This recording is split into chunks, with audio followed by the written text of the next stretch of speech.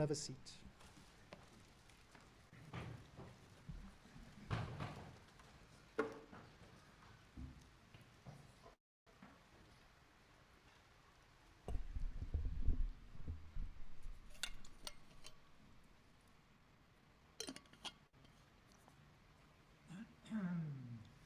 Shabbat Shalom, everybody. Good Shabbos, good Shabbos.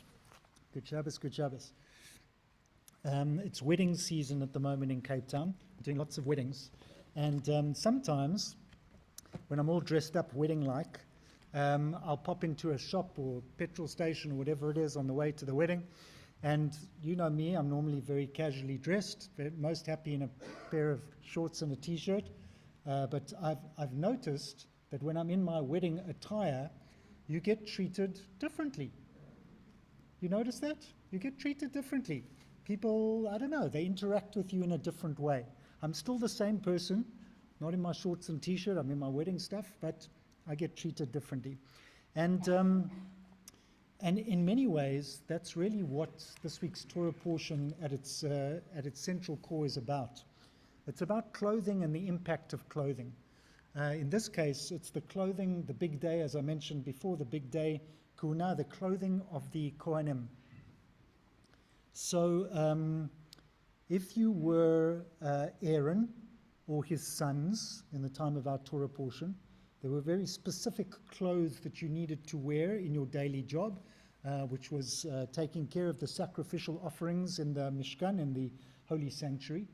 And our Torah portion is very specific, very detailed, as we know, Bella, because we've studied it together, about the descriptions of these clothing, what they're made of, how they are to be assembled, how they are to be worn, and the instructions to the Kohanim as they are wearing them.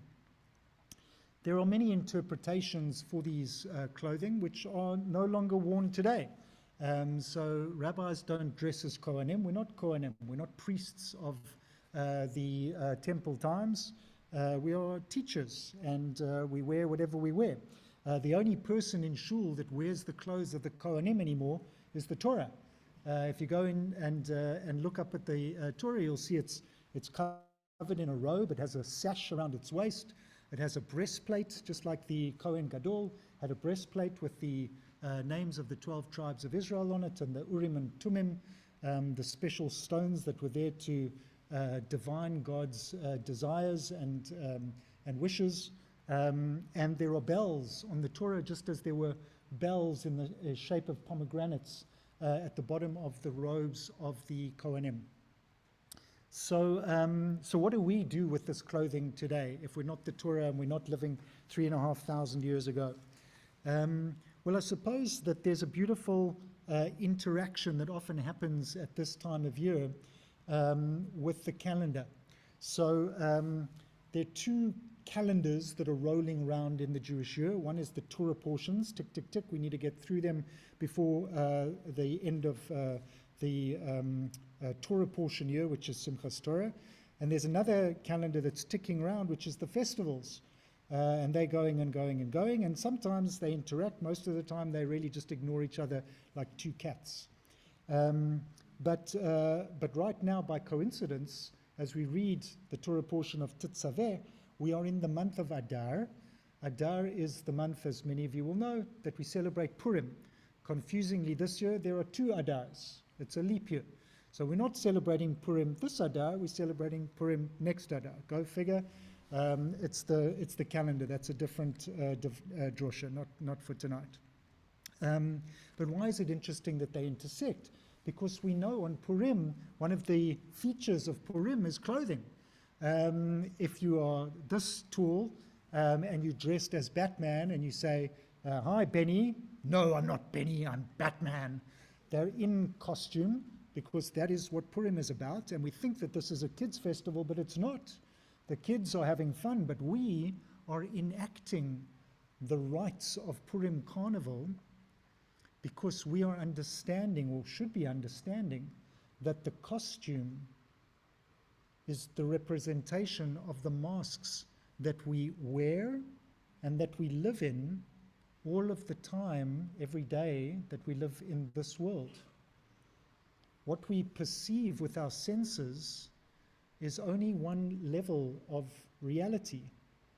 And what we show on the outside is only one small fraction of the wholeness of ourselves.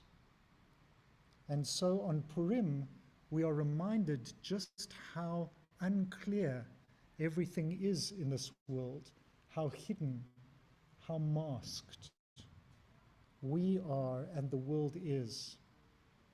And ultimately, as we know from the Megillah, the story of Purim, which uniquely amongst biblical books does not contain God's name even once, we know that even God is hidden in this world, masked. So what is our task when we consider masks and clothing?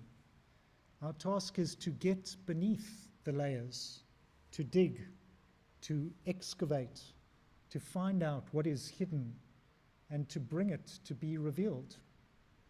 Sometimes that is relationships that we have with others that might seem a little bit hidden. Sometimes it's our relationship with ourselves, digging into and knowing who we truly are at our core. And ultimately doing that is working on our relationship with what is interconnecting us to this world and that we are learning about as we delve into these hidden masks. The problem with the world that we're in right now is we have lots of information, more than we've ever had available to us in our history, but there's not a lot of digging. I was on a webinar this week with an incredible teacher in Israel, Zohar Raviv, who said, the problem today, too many surfers, not enough divers. Everyone is surfing, no one's diving deep. Lots of very quick responses on our phones and social media, but when do we get a chance to peel away the layers, to get behind the masks and the costumes, and to see what is really going on in ourselves, in others, in this world?